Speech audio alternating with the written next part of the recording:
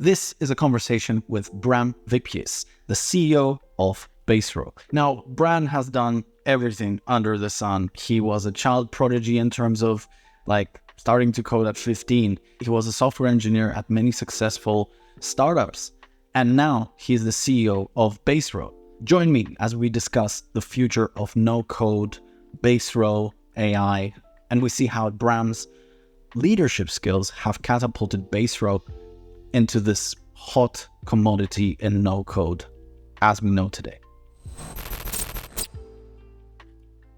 Yeah, first and foremost, thank you so much for taking the time. It's an honor and a pleasure to discuss Baserow, you, the journey. There's a few interesting points. I've got, I think, about 1, 2, 3, 4, 5, 6, 7 points / questions. And of course, you can ask me anything you want at the end.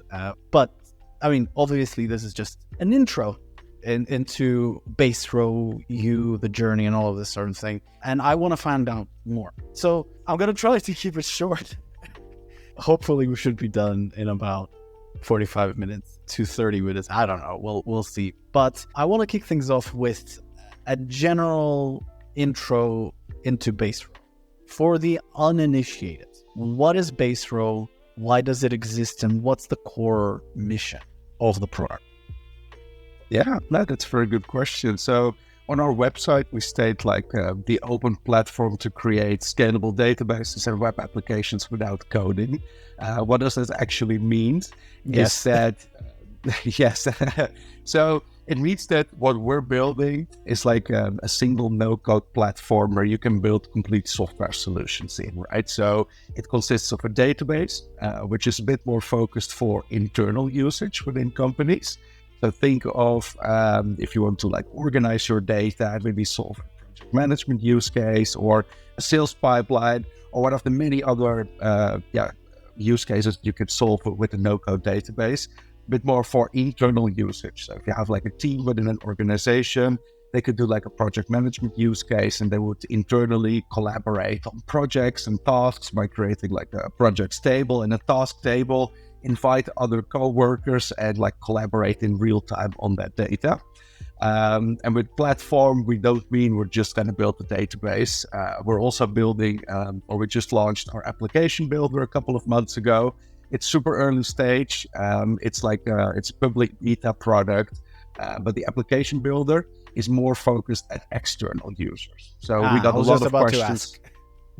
Exactly. We got a lot of questions from our users hey, I want to share this database, but I only want to expose a very specific subset of that data with complex rules where if user A is looking at it, they can only see these fields and user B can only see those fields. And that felt a bit for us hey, we're turning the database into something that it should not be. Yeah. So so that's why we came up with the application builder. It's more focused at external users. And you can, expose a specific part of your data by building a website, by building an application, by building a portal.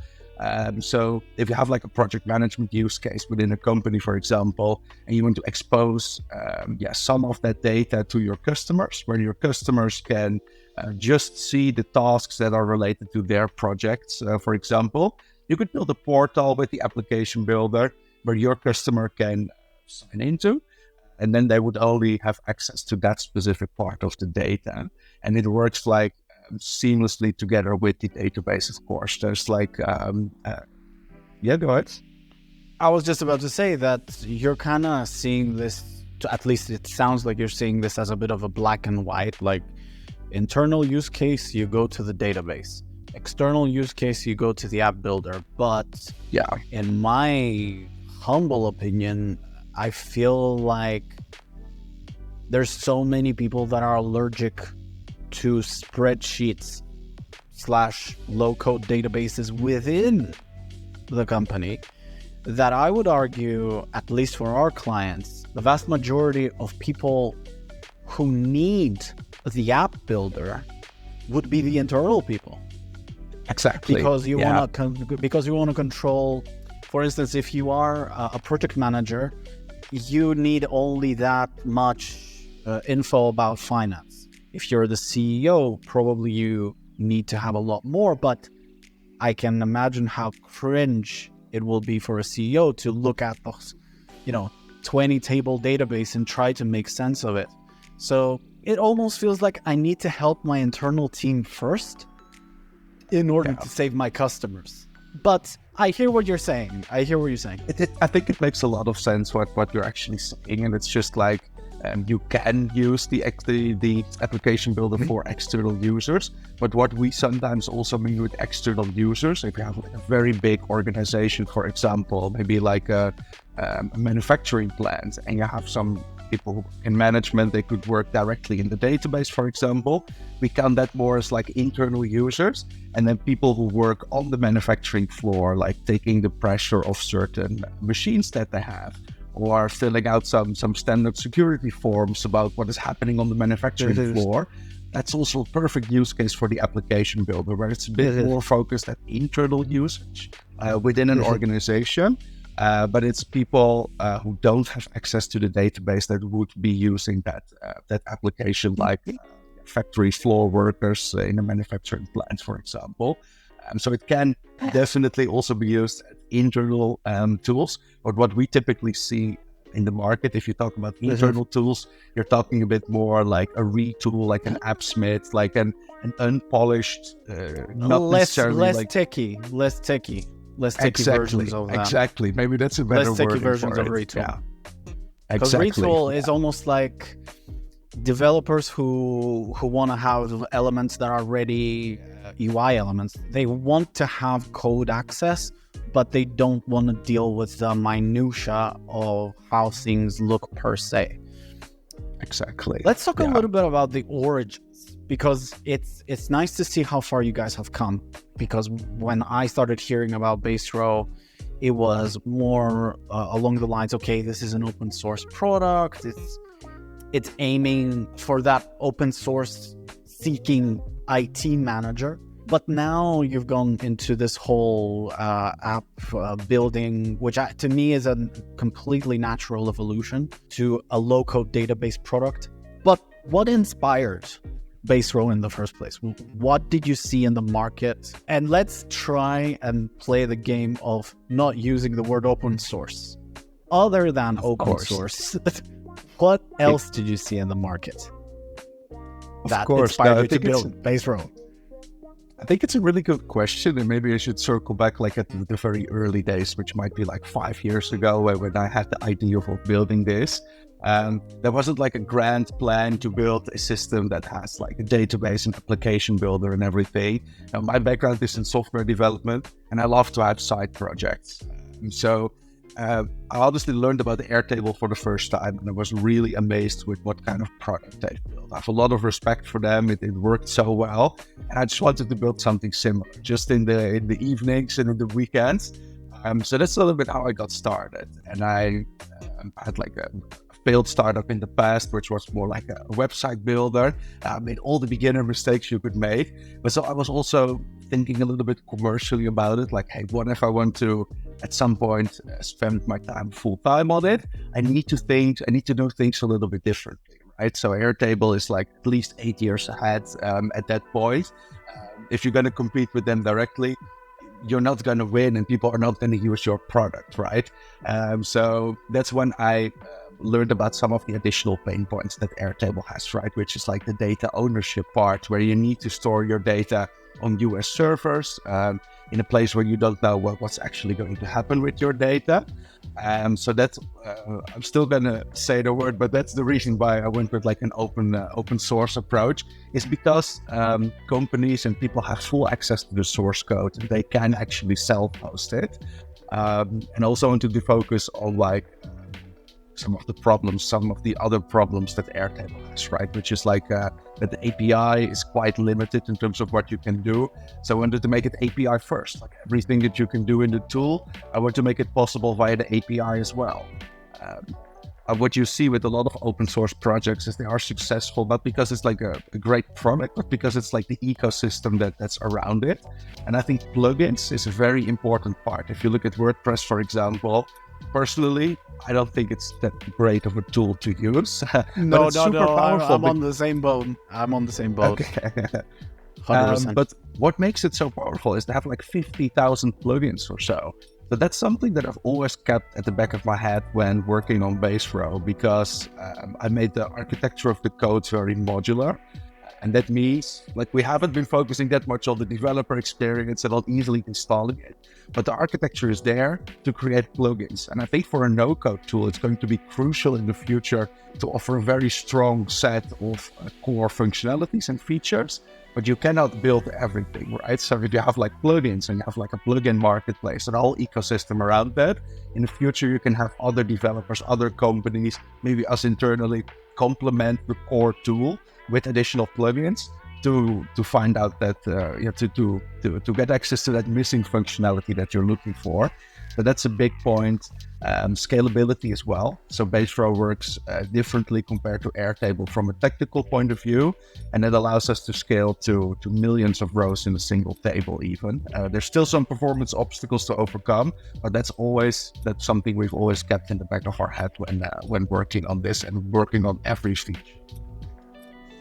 There's of course a lot of smaller differences, but that's a little bit how I got started with these like high value or like high level problems that I wanted to solve with Baserow, and wanting to do a side project. And when I launched that side project, maybe it was like a year after, because it took quite a long time to build it, because I focused on high quality code, the good architecture, where things just work well. I saw a lot of traction happening, and that kind of motivated me to invest more of my time into it. At some point, there raised some funding and was able to hire some more developers, find a co-founder. Maybe that's a slightly different story. But along that way, more like the ground vision that came to light a bit more, right? Where we really want to build this platform with not just a database, but also with an application builder, with automations, with really strong templates. And I think these templates are going to be crucial, because these templates are going to allow companies to replace existing software solutions entirely with Baserow. So if you have like a team that might be using Jira or whatever project management tool they have, they might be paying some money to the team, and at some point they're worried about where their data is stored. They could replace that with Baserow at some point, and maybe like another team would adopt it as well. The organization would self-host it. Maybe the sales team thinks like, oh, we don't have access to Pipedrive because we have very strict IT requirements or something like that. They could use a template in Baserow for that, while it remains highly customizable.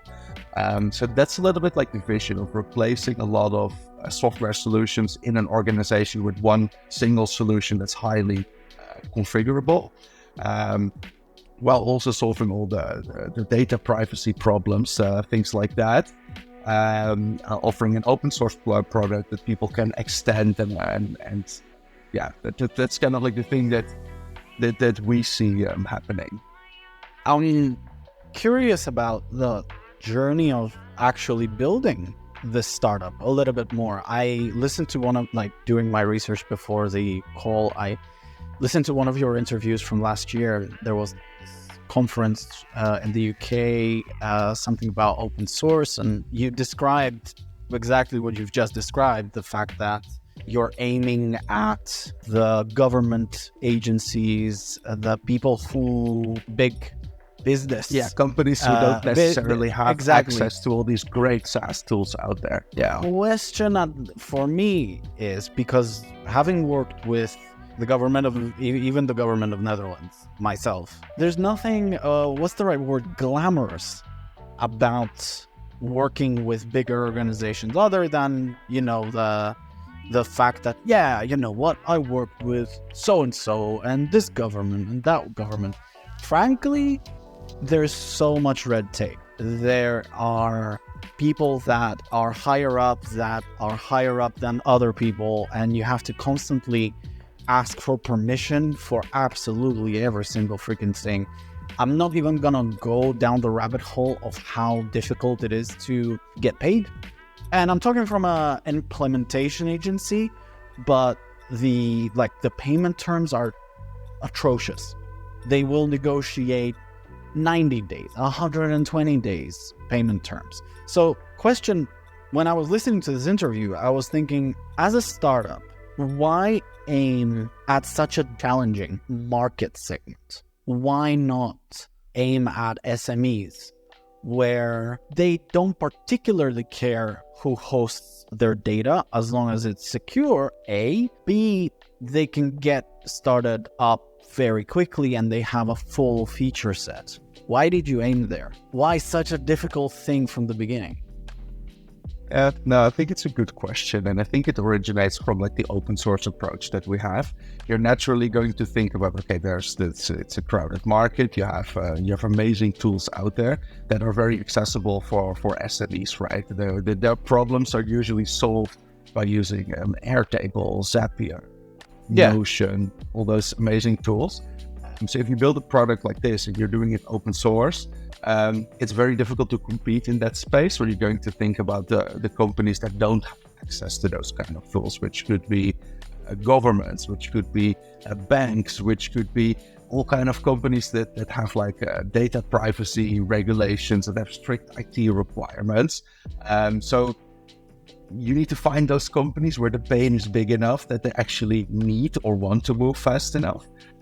And I think if you look at governments, for example, if you find the right team and they're working on a software project and it takes them, they estimate it takes like 3 years to build it, but they actually need it today, and you stick with the right people within the organization, they can actually make things move fast. At least that's our experience. Sometimes it's not. But when it's not, usually when you're in, like it takes a slightly longer time to get in, but once you're in it for a very long time. You have very good contracts with those companies. And with a longer, with a vision in mind where you want to keep the company around for a very long time, I think that could definitely be big pros, because they're not gonna switch to another tool in a couple of months because they're a little bit cheaper or because they have this feature that they're missing right now. They're gonna stick with you. But I also agree with you, sometimes these sales processes take a very long time. So since that interview, things have definitely changed in terms of like the sales and the target audience that we aim for. We see a lot of success with ISVs, for example, like companies that would resell Baserow complementary with their own software. They know an industry really well. They know the customers. They know how to find it. They know it's replicable. And then we would sell the software to them and they would resell it for us, basically. That is also a very strong sales motion for us. And then we also have like the self-serve sales motion where people organically go to your website, they try out the tool, they think, oh, it might be a bit cheaper than Airtable. Oh, I might have a bit more options in the API, or I can store more rows if I self-host. That's kind of the flow that works organically. And there we see a strong month-to-month growth as well. That was a great answer. I was kind of expecting it, but to be honest, I think that's a very good perspective to have, that, it's a big risk, but there's a big reward. Truth be told, it's difficult, whether you're Airtable, whether you are an implementation specialist like we are. I would say that generally, like even if you're Zapier, we become very sticky, is what I'm trying to say. I would consider twice leaving Baserow if I was using Baserow for 3 years.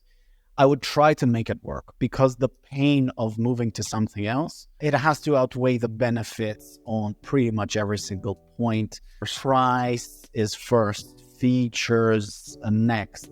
There's so many pain points that you can have, and switching, it also has to justify the change of culture within the team, because we're talking about mainly, at least in my mind, internal tools. It has to make a lot of sense. But you're right. The market is far less crowded within open source low-code DBs. There's not that many out there. So that means that you can get your foot through the door much easier. Now, about your personal leadership journey, I've seen that from my research that you've been in a lot of software engineering positions, 20 years of experience in that area. And then Baserow, your CEO. What's your personal leadership journey been like so far? What is maybe some lessons that you've learned from being the CEO of Baserow specifically? Because things have changed. We had COVID. Obviously, Baserow existed before COVID. So tell me a little bit about your personal development as a leader in Baserow. Yeah, no, that's interesting. You probably checked my LinkedIn profile where you saw that I have quite a lot of years of development experience. Um, so I actually started my development career when I was like 15 years old. I taught myself how to code in like the 2 years before. I put this advertisement on this website, and this local development agency decided to hire me, which was really cool. So from a very young age, I have like experience with professional software development, right? But that was my main thing, like developing software applications, very highly Leadership is scalable. different. Exactly, it's something completely different. And at some point, you're building this project, it gains some traction, you get noticed by investors, you raise some funding, and so at some point you need to start hiring other people. So that was Suddenly you can't code that much as you used to. Exactly. And that's something that I'm still struggling with, because I love to write code. I love to build certain features. And sometimes when I see like a small feature that needs to be built, it's very, and we need it Tempting today. We need it. It's very tempting to actually just do it. And sometimes I just do it, but you don't always have to have the time for it. But yeah, what I've learned, at some point you need to learn about how to hire people, right? And you're gonna have some bad hires. You're gonna make some mistakes, and I think if your company is funded, you're allowed to make those mistakes. But if you're like a bootstrapped founder as a company, you cannot afford those mistakes because you barely have any money. Maybe you have nothing essentially apart from a small piece of revenue that's coming in. So it gives you a little bit of freedom to experiment and learn. What I've seen that works really well is if you get more developers on board, don't let them just work on like small tasks, right? You need to give them, like in a very short time period, give them big tasks to work on, see if they are able to complete it. We, especially in the early days of your company, work very closely with the new people that you hire, right? Make sure that they understand everything. Take a lot of time to answer questions, because that's going to pay off in the long term, right? It will slow you down short term, but it will pay off in the long term. If you don't do it, people don't get up to speed enough. They won't be able to contribute enough value. So I always thought that's very important. And you're also building the culture of your company. So the first developers that you hire, they might become tech leads and team leads, and they might hire other teams. So if you don't convey all the values of the company and how you want to have certain things done, if you grow too fast as a company, that's going to end up with new people joining the organization. So I think things like that are very important, and that's something you would probably need to realize very early on when doing a startup. But also getting the right people on board, because at some point we built like a product, we worked on like the premium version, and it's like, well, how are we actually going to approach this? How are we going to find these big enterprise customers? How are we going to sell to them? How are we going to do like the marketing? Like my girlfriend is in marketing, and she constantly asks me, yeah, for who is Baserow? Who is your target audience? I was like, yeah, everyone can use it. Well, maybe developers can easily see how you can use a tool like that, but a lot of other people can't. So you need to narrow your focus a little bit more. But I also realized I don't have that experience in-house. So that's also why we went looking for a co-founder who has experience with open source, who has experience with marketing, who has experience with sales and things like that. So we got a co-founder on board. He's the CRO at Baserow at this point, who has a lot of experience on that front, so that I can focus on the product development, strategy, things like that, the things that I'm good at, the things that I enjoy doing, so that the company doesn't fall short, basically. So also getting the right people on board, I think that's also important. You cannot do everything. You need to delegate. You need to find the right people, and you need to work very closely with people to make sure that they understand every aspect of the business. That was awesome. That was amazing. I can really reflect on the point of hiring right. And when you hire, I mean, part of my personal philosophy is not to blame myself for hiring the great people or the bad people. We've had team members who were absolutely insanely amazing the first 6 months. And then suddenly, no matter how much help was offered, it was just there are some team members who we were like, oh my god, but after 2 months, like a freaking rocket. So Yeah. I can't blame myself for the good ones or the bad ones, but I do agree that you have to pay a lot of attention in the beginning. It's gonna hurt for a few weeks, months, but at some point, of course, you have to like draw the line. This is working out, this is not working out. But I fully agree on the fact that you have to have great people, take care of them, not just in the first 3 months when they're training, getting accustomed to working in the team, but also long term. I noticed you guys did a company retreat, or at least you gathered, because I sense that most of the team is remote. Yeah, I think that's very important. Like the company is remote only, and I think that brings a lot of benefits in terms of time efficiency because you don't have to commute to work. You do everything remotely. But it's also very lonely.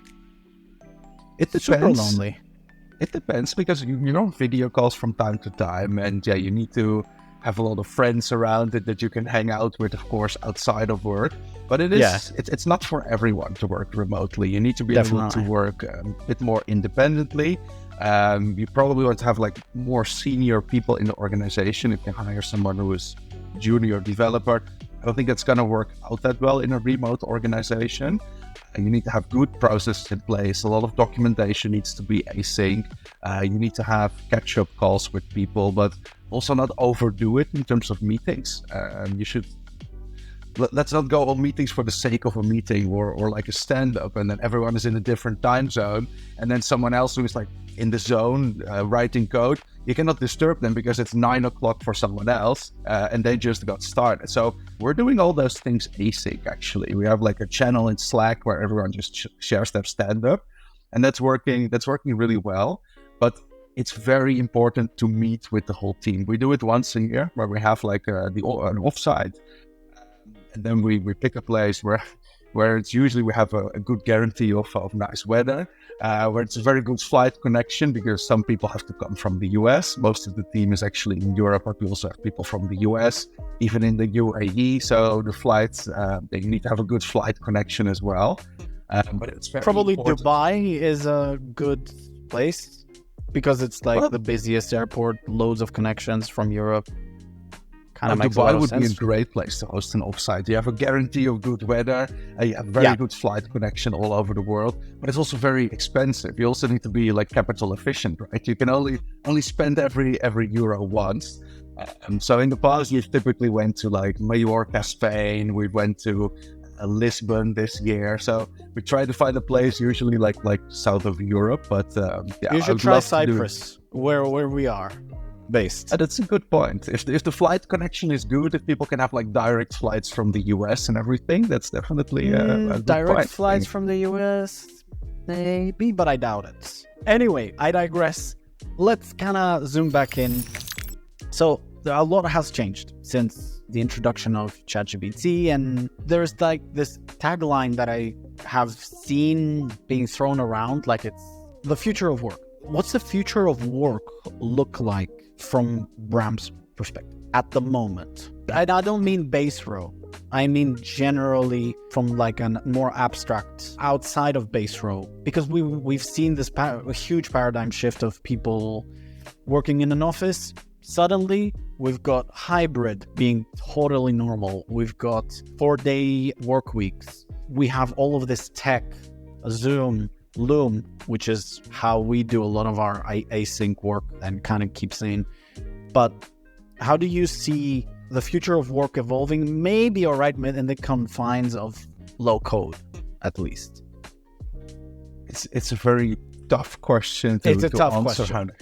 How the future of work is going to look like. I think AI is going to influence it a lot. And if you look at like the stages of AI, right, where like maybe a couple of years ago, AI was there, but it was complex. You would train like a deep learning neural network with a lot of examples, but you could get very good results out of it, right? If you want to classify certain things based on video, you could train it and it would work really well.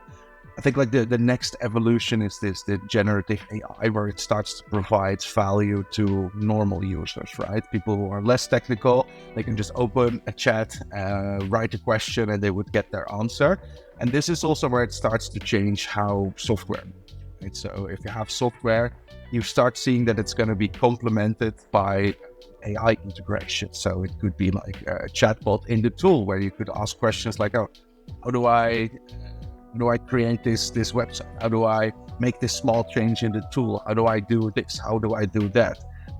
You also see tools where it can enhance your data, right? It could generate entire databases for you based on By the way, readable. you've recently launched an AI field, which Yeah. which is amazing. I mean, I was looking for, when I did my review of Baserow, I was like, okay, look, AI is not on the top list of priorities over a lot of low-code tools, but voila, a couple of months later, I'll talk a bit more it. about our vision of AI and how we want to integrate it in Baserow. What you see is like the second evolution of AI, as I would like to call it, is you see that it complements a lot of software. And I think the next evolution, I'm not sure how far away that's going to be, but it would replace software with traditional keyboard and mouse inputs like entirely. You would just speak to your computer, you would ask it certain questions and it would do it for you. It will visualize data. It's like a lot smarter. It can actually do things. So I think that will certainly have an impact in how people work, because if your programming language is going to be English, you get a whole different set of people building software. If you even have to build software, I just magically handle it under the hood. So I think it's difficult to say how the future of work is going to be, because it highly depends on every industry, how it's going to impact it, of course. I think in terms of like software, it might replace the traditional keyboard, mouse, and everything entirely, and you would just communicate with your computer with hand gestures, with your voice, and the computer would be much more interactive on that front. Agree to disagree on that. I hope it doesn't replace the keyboard and mouse, not because I'm some kind of traditionalist, but recently we've seen the AI pin by Humane. We've seen the Rabbits R1. So these are like these devices that, I'm sure you've seen the whole thing. To me, but I think those are very early stage. Fair play, but they still require like a voice input. Not everybody wants to be like in a crowded room and start asking for an Uber, or draft an email to the CEO of Baserow. And, kind of like, I feel like there's a privacy thing going on with traditional inputs. Maybe in the further future, it doesn't necessarily have to be like a voice input, right? You could maybe have some sort of, look at companies like Neuralink, where they would try to make like a link with your brain. If you hook that up directly with an AI, you would solve that privacy issue. But if you're in a crowded room, you're also not going to take out your laptop and write an email. You'll probably do that on your phone or something like that. But that could be... In an open office setting, everybody writes email. An office. Yeah, okay. In an open office, you would definitely have a desktop future or a of laptop. work. You would have a laptop, and if everybody starts writing their emails by softly trying to overscreen the person next to them, it's gonna become a scream fest very quickly. If they're trying to write code. But I see where you're going with it, and I hear you, and I like it. I like that idea, because at least for me, I would benefit from that. If I had the option to do it, I would definitely prefer, in the privacy of my office, to just speak to Windows, to Mac, and just let it do its thing. Now, I had a quick question for Michael Skelly from Stacker. We had a quick chat a few weeks ago. And in that conversation, I asked him a similar question, but from that conversation, I want to transfer a question to you. And that is, when will AI, because we are like Baserow at its core, it's a low-code DB right now. That's the beginning. That's the core proposition. We usually want to call it like a no-code DB. So it's not per se low-code. I'm with you. Low-code, no-code, there is a difference, but ultimately it's an accessible database for the masses, I would say. When do you feel, and I know that there is a lot of engineering challenges with this, but when do you feel like we will be able to, like step one, be able to create a database by just explaining our business case to Baserow AI. And step 2, which again is harder, get it to safely evolve that database.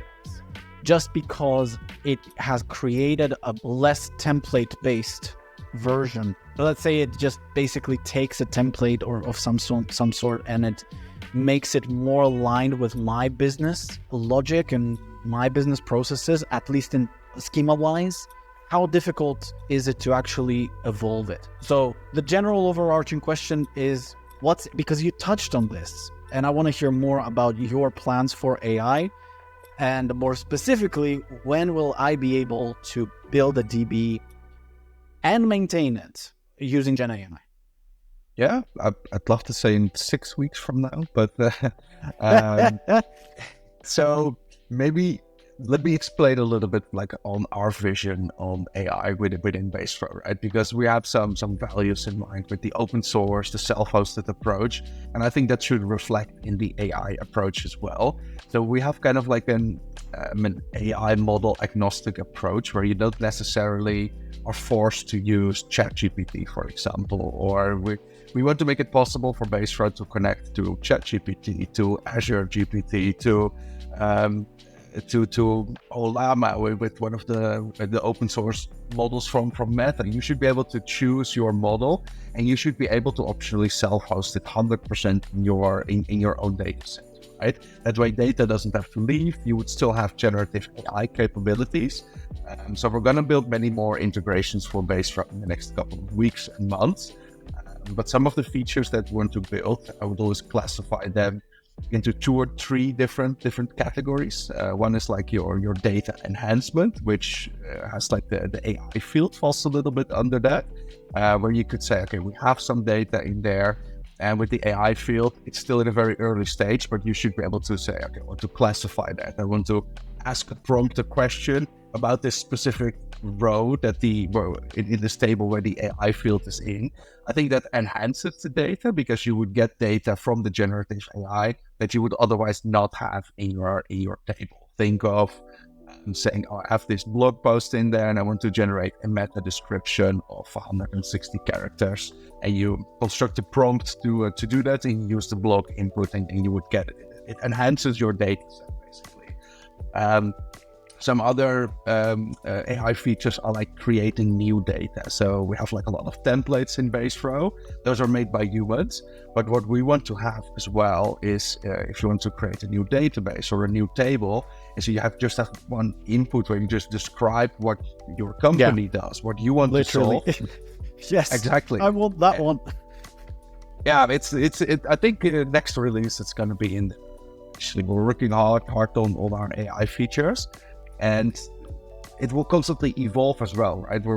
Our philosophy is like we're ship features incredibly fast, like in a state where it's always usable, but it's not super usable maybe at that point. So we ship features fast, we see how users react to it, and we adjust our roadmap based on top of that as well. It's the same what we did with our AI field. So we shipped a very basic version of the AI field.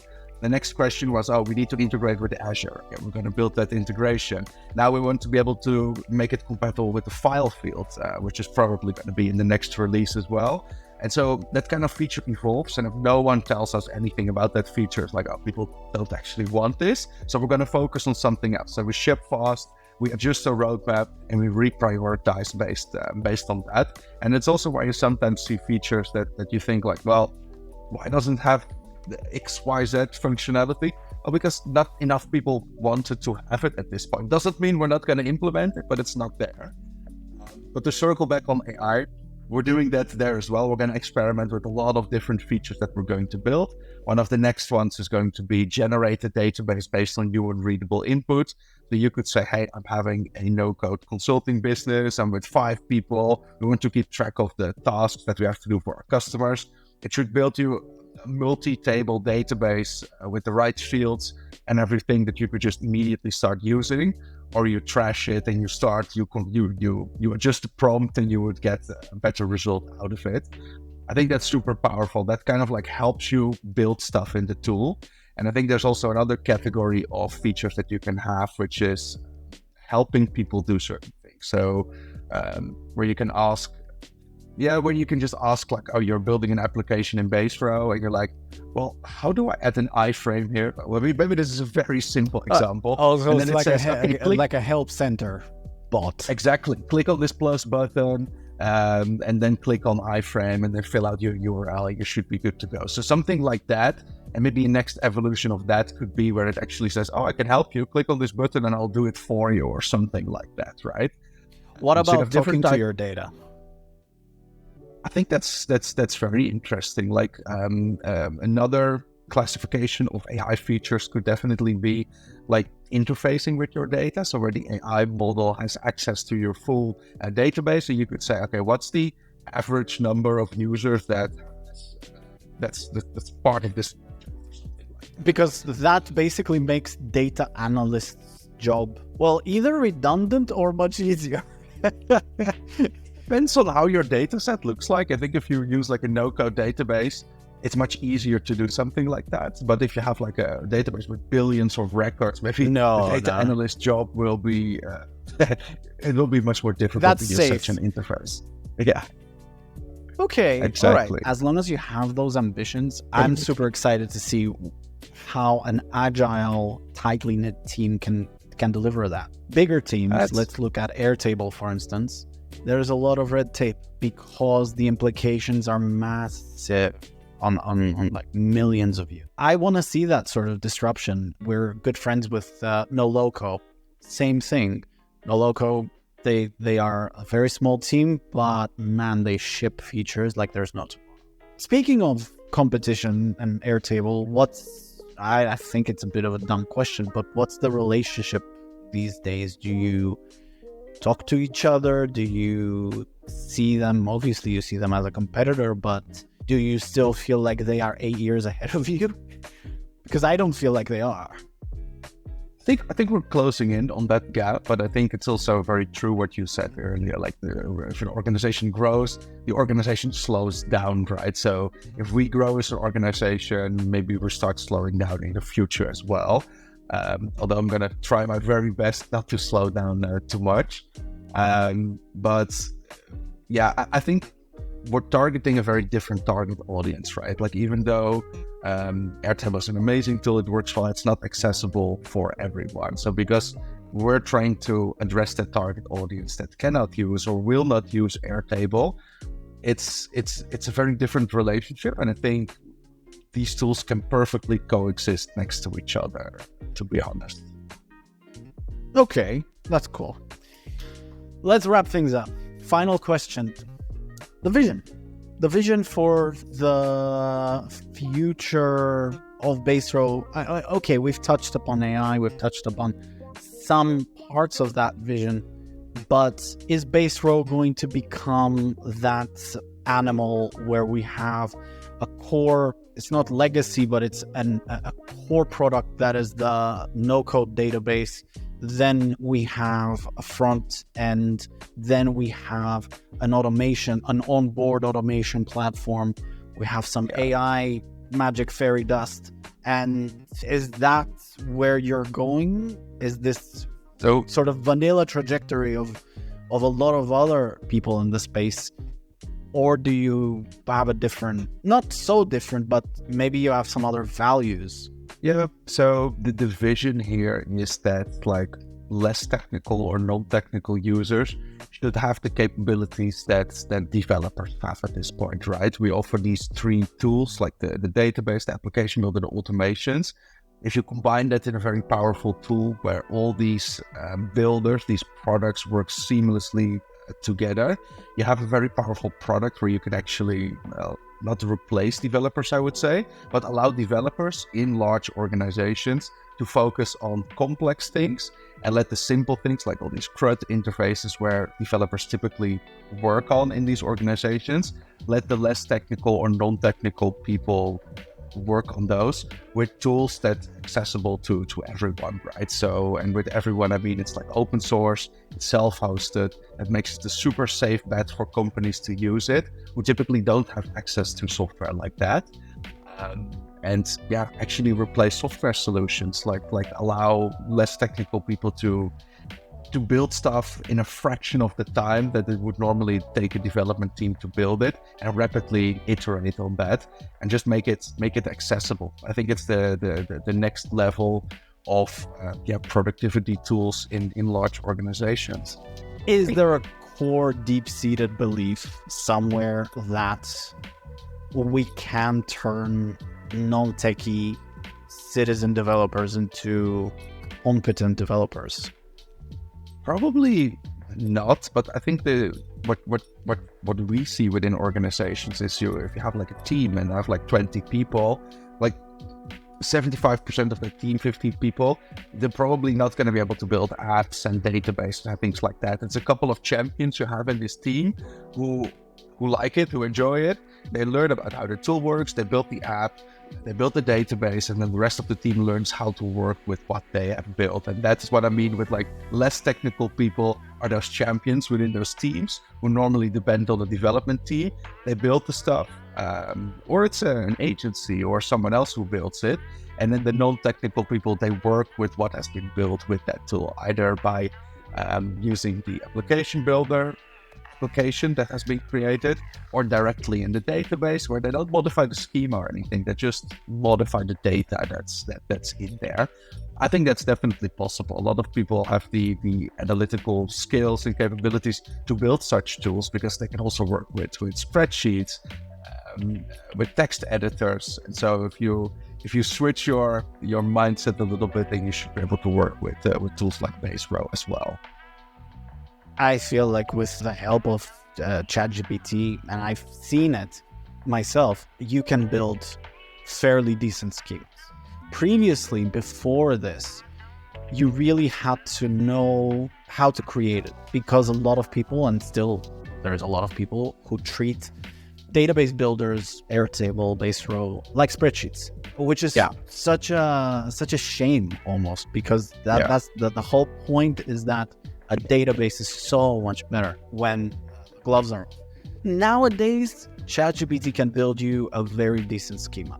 As an expert doing that, using ChatGPT for schema builds, I know where it's messing up, where it's hallucinating, where it doesn't provide me with a foreign key. Like, it talks about the fact that I need to relate, I don't know, products to line items, but it forgot a foreign key and line items to reference products, for instance. I can spot that, I can correct it. I hope that the models become much more advanced, and not only, I feel like there's this dichotomy between the techie and the non-techie. The techie also not just has the technical know-how, the theoretical knowledge, but they also have the experience of seeing that skill applied, and they failed so much that they know the right way to build something. Which, again, I feel like the citizen developer will get, and already gets, great ammunition to not combat a developer role. We're talking about the product champions, right? We're not talking about somebody who doesn't care. Yeah, makes sense. But those product champions nowadays have a lot more ammo to make better decisions, I feel. Yeah. And also to try things out real quick. If they just want to build an MVP and try it out, they don't have to build a full software solution that might take a year to develop with normal developers. It could take one person and a template a day, maybe 2 days, to just hit something, try and see how it works, and then iterate from there if it works for you. Yeah, I think it's super powerful. Bram, this is it. Those were my questions, and we are now at this point where you can ask me questions. Cool. If you have questions. Well, I'd love to learn much more about what you're doing, like specifically. I think you have like a consultancy business. Like, how does that look like? Do you have like a team? Do you do that independently? I'd love to learn a bit more. The origin story is that I was a freelancer for about 2 years. In 2017 through 2018, I was working full-time as an IT manager for a company in the UK. And a lot of the stuff that I was doing for them was low code. Zapier, Airtable, spreadsheets, low code app builders. And it had a massive transformative effect on that business. Things like Zendesk, automating a lot of paperwork generation, that sort of thing. It had a massive financial impact on that company.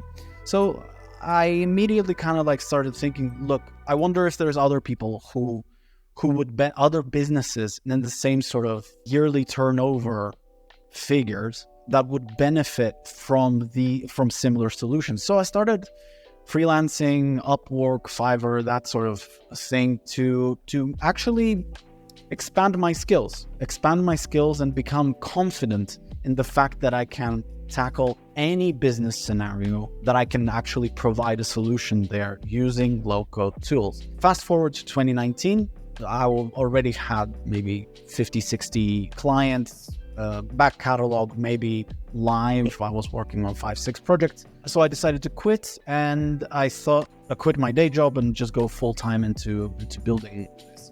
I had a feeling that, you know what, this is gonna, in the next 2 weeks. That was November 2019. Next 2 weeks, I'm just going to finish all my projects and I'm just going to be without work. The truth couldn't have been further. In January 2020, I had to hire our first developer. He's still with us. He's still kicking ass. Like a developer who writes code or no code software? No code, but with code, like code background, but low code. Yeah. Now you're in low code, basically. More than that, that was January. March, COVID started to pop out, and we know what happened with all of that. So we had a massive explosion of need for custom low-code tools that we can ship super quickly to clients around the world, because suddenly people can't come to the office anymore. Yeah, fast forward to 2024. Right now, we're a team of about, I think, 11. Plus, we have a whole dedicated team for content and YouTube and all of that, because that's an important part of Is that driving in most of the customers, all the videos and the content that you're creating? It's driving a decent amount, and we are super small. We only have like 1.3K subscribers, don't have a ton of monthly views per se, but it's almost not about that. It's about actually helping somebody. So providing them with great quality content, establishing ourselves as thought leaders, highlighting amazing products that are out there and not enough people know about them, like Baserow. And yeah, we're at this phase, we're growing. I can resonate a lot with everything that you said about staffing. It's never easy. My 2 cents is that I think the first person that anybody needs to hire is a bookkeeper / accountant, not a developer. Friend, help, but more along the lines of making sure that the stuff that you suck at, accounting, bookkeeping, that sort of thing, make sure that the pros do that. From there, I think, get devs in, raise the ceiling of capacity. And also, I'm a huge proponent of giving people a chance, especially younger people who are just out of uni. It's a different world compared to when you and I were getting out of uni. I mean, sorry, not uni, even school. I didn't even go to uni personally, but I studied music, but not on a uni level. And 2008, when I finished school, it was a completely different world. Let's say I went to uni and I would have gotten out at 2012. It's still a completely different landscape compared to now. Very different job market, very different real estate market. It's so much more normal nowadays for kids. I can talk about maybe the UK, Greece, and Cyprus, because I've lived in these countries extensively. It's totally normal for kids to be at home with their parents, even if they're married. Like, this is becoming a norm. Like being married and still living with your in-laws. So giving young people a chance into tech, especially with low code, I think it's a brilliant opportunity. And I pride myself in the fact that we aim for those candidates who have a lot to prove and they have this passion to build stuff. Hopefully I've covered you with my answer. Definitely. I really like it to get some insights in how you work, what your philosophy and everything is. So that's very interesting. I really need to go to another call, but one quick question: what's your favorite no-code stack? If you have to choose like 3 to 5 tools. 3 to 5 really tools. Quick. Very quickly. I also have to run. So look, I think I haven't found the perfect one. Airtable is still up there. We still like it for a lot of reasons. Baserow, we get a lot of good feedback from it. It's a light, scalable solution. It's on my horizon. We have a few developer friends who love it. No loco, for front ends, easy. Stacker, they have to pull their weight. They're falling behind, but I feel like Michael can do a great job. AppSheet, I haven't found anything that's as powerful as AppSheet in a very long time from every perspective possible. That's why they got bought out very early by Google, and they're still, to me, king of the hill for internal stuff. Maybe they're not a database builder at their core, but they are introducing that slowly into the mix. What they do have is this amazing engine that's like a puppet master with its own syntax. It's low code. It's not no code. They're trying to market it as no code, but it's not. And Make, I think that's like the 4 favorites for me right now: Airtable, No Loco, AppSheet, and Make. Cool. Sounds like a great stack, to be honest. I mean, you use parts of them, but yeah, of course. It depends on the task that you want to complete as well. So makes sense. Alex, I really need to go. Thank you so much for this interview. It was great. Thank you. Yeah. It was great to join. You asked really good questions. I enjoyed the conversation. It went very, very fluid. So I'm looking forward to seeing it online on YouTube. Awesome. And hopefully maybe in a year's time we can do round 2. See how things have changed. It would be awesome. Awesome. All right. Thank you so much. Thank you so much. Catch you later. Bye-bye.